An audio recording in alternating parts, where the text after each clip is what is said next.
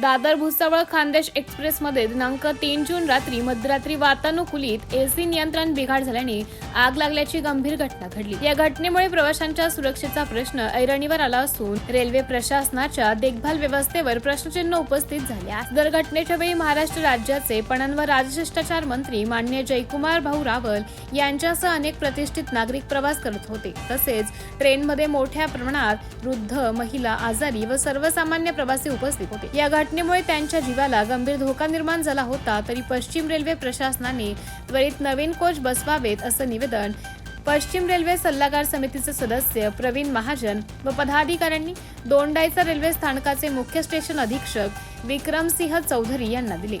प्रवीण महाजन यांनी सांगितलं की प्राथमिक माहितीनुसार वातानुकूलित कोचमधील तांत्रिक बिघाडामुळे आग लागली असून यामागे देखभाल व दुरुस्तीतील निष्काळजीपणा असल्याचं दिसून येते। खान्देश एक्सप्रेस मधील कोच अत्यंत जर्जर अवस्थेत असून ताप्ती सेक्शनवरील गाड्यांमध्ये इतर विभागांच्या तुलनेत अधिक जुने व निकृष्ट दर्जाचे कोच लावले जात असल्याची प्रवाशांची तक्रार आहे। ही परिस्थिती प्रवाशांच्या जीवाशी खेळ करणारी असून भविष्यात मोठ्या दुर्घटना घडण्याची शक्यता नाकारता येत नाही।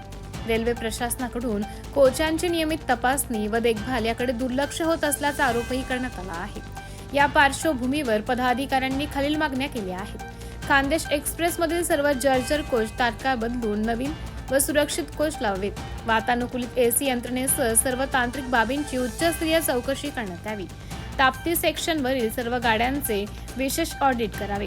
भविष्यात अशा घटना टाळण्यासाठी कठोर उपाययोजना कराव्यात। या संदर्भात पश्चिम रेल्वे सल्लागार समितीचे सदस्य प्रवीण महाजन, माजी नगराध्यक्ष डॉक्टर रवींद्र देशमुख, भाजपा शहराध्यक्ष जितेंद्र गिरासे, नगरसेवक हितेंद्र महाले, कृष्णा नगराळे, जितू गिरासे, संजोग रामोळे, मनोज निकम, अक्षय चव्हाण, सुभाष धनकर, नरेंद्र कोळी, अनिकेत आव्हाड, दिनेश कर्णावट, हर्षल आव्हाड, संजय अग्रवाल आदींनी रेल्वे प्रशासनाकडे निवेदन देऊन तात्काळ कारवाईची मागणी केली आहे।